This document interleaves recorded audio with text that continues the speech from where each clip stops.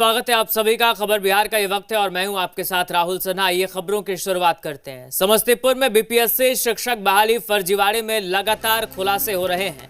अब 8 और शिक्षकों की फर्जी बहाली का मामला सामने आया है। फर्जी शिक्षिका रंजना कुमारी के अलावा विभूतिपुर के अलग अलग विद्यालयों में 8 शिक्षकों को फर्जी तरीके से ज्वाइन करवा दिया गया है। इतना ही नहीं, उनके वेतन भुगतान की कवायद भी शुरू कर दी गई है, जिसके बाद तो ये तय माना जा रहा है कि इस खेल में शिक्षा विभाग की मिली भगत से माफिया ने बड़ा खेल किया है।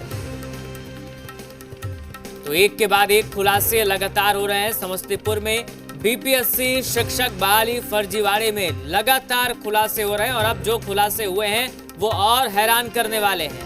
8 और शिक्षकों की फर्जी बहाली का मामला सामने आया है। आपको बता दें, फर्जी तरीके से ज्वाइनिंग करवा दिया गया है और उसके बाद वेतन भुगतान की कवायद भी शुरू कर दी गई है। और यही वजह है कि ये माना जा रहा है कि इस खेल में शिक्षा विभाग की मिलीभगत से माफिया बड़े खेल में लगे हुए हैं।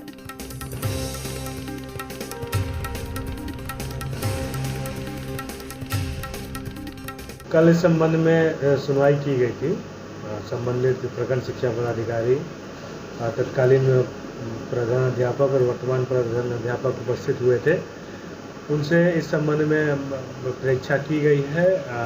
जो मामला संज्ञान में आया था, उनके द्वारा लिखित रूप से अपना अभिकथन प्रस्तुत किया गया है।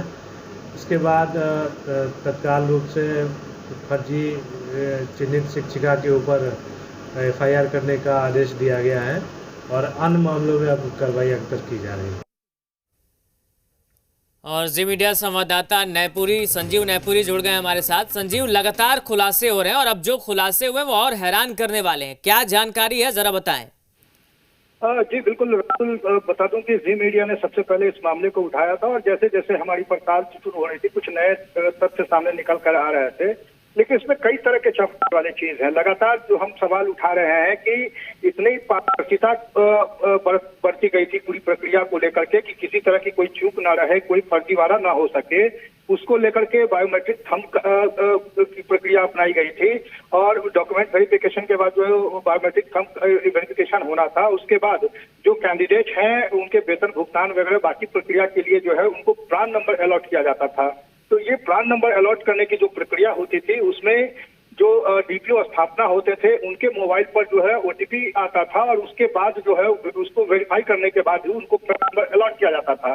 लेकिन यही सवाल उठ रहा है कि बार बार लगातार जिस तरह से अधिकारी इस मामले में अपनी अनभिज्ञता जाहिर कर रहे थे, वो इस पूरे फर्जीवाड़े से खुद को अलग करने की कोशिश कर रहे थे, तो कहीं ना कहीं कि प्रान नंबर आखिर कैसे उन फर्जी जो अभ्यर्थी था उनको अलॉट किया गया, ऐसे कई सवाल है। हालांकि इस पूरे मामले को लेकर के जिला अधिकारी ने कल जो है शिक्षा विभाग के अधिकारियों को इस पूरे जांच प्रक्रिया से अलग करते हुए एक 4 सदस्यीय टीम का गठन किया है। जो वरीय उप समाहर्ता है राजेश कुमार आपदा प्रबंधन के, उनके नेतृत्व में 4 सदस्यीय टीम का गठन कर दिया है। वो 3 दिन में अपनी रिपोर्ट सौंपेगी। हालांकि डीएम का कहना है कि जो शिक्षा विभाग है वो अपने इंटरनल अपनी जांच प्रक्रिया कर रहा है और इस मामले में जो डीपीओ स्थापना है उन्होंने भी कहा है कि इस मामले में जो फर्जी अभ्यर्थी जो एक सामने आई थी उसके खिलाफ प्राथमिकी दर्ज करने का आदेश दे दिया गया है। लेकिन यहाँ और भी चीज है कि जब इस पूरे प्रक्रिया में डीएम ने भी माना है कि इसमें जो प्रखंड विभूतिपुर प्रखंड के डीईओ जो है कृष्णदेव महतो, इनकी भूमिका जो है काफी संदिग्ध है, इसमें उनकी संलिप्तता पाई गई है और इनके खिलाफ पूर्व में भी प्रपत्र का गठित किया जा चुका है। तो आखिर सबसे बड़ी बात है कि अब तक उनके खिलाफ कार्रवाई क्यों नहीं हुई? और इस पूरी प्रक्रिया में ऐसा नहीं है कि सिर्फ विभूतिपुर जो बीईओ है उन्हीं की संलिप्तता है, इसमें कई और भी लोग शामिल हैं। तो ये जरूरी है कि इसकी पूरी जांच होनी चाहिए। जांच के बाद ही स्पष्ट होगा कि आखिर इस पूरे नेक्सस का वो कौन चला रहा था, आखिर इतनी सावधानी के बाद किसने इस पूरी प्रक्रिया को जो है उसके अंदर घुस करके इस तरह का फर्जीवाड़ा किया है। जी बिल्कुल संजीव, जो 8 और शिक्षकों की बहाली फर्जी तरीके से हुई है, जो खुलासा वो ये किन विद्यालयों में हुई है? जी उसमें ज्यादातर जो मामले हैं विभूतिपुर प्रखंड के ही है, जो अलग अलग विद्यालय हैं। और सबसे हैरान करने वाली बात है कि इस पूरी प्रक्रिया को लेकर के कुछ महीने पहले एक स्थानीय जो शिकायतकर्ता है उन्होंने अपना नाम गुमनाम रखने की बात कही थी और उसने लिखित रूप से पूरे विद्यालय के सूची के साथ जो फर्जी हुए हैं, जो चयनित छात्र हैं उनकी सूची और जो फर्जीवाड़े फर्जी शिक्षक थे उनकी सूची के साथ और कई तरह की जो पॉइंट्स हैं उन बिंदुओं पर आकृष्ट करते हुए जो प्रखंड से लेकर जिला स्तर के अधिकारी तक को इसकी जानकारी दी थी। लेकिन इस पूरे शिकायतकर्ता के उस पूरी जो चीजें थे उनको दरकिनार करते हुए उसको नजरअंदाज करके उस पर जांच करने के बजाय पूरे मामले को ठंडे बस्ते में डाल दिया। अब जब जी मीडिया ने इस मामले को फिर से उठाया है, अब जाकर के शिक्षा विभाग और जिला प्रशासन हरकत में आया है।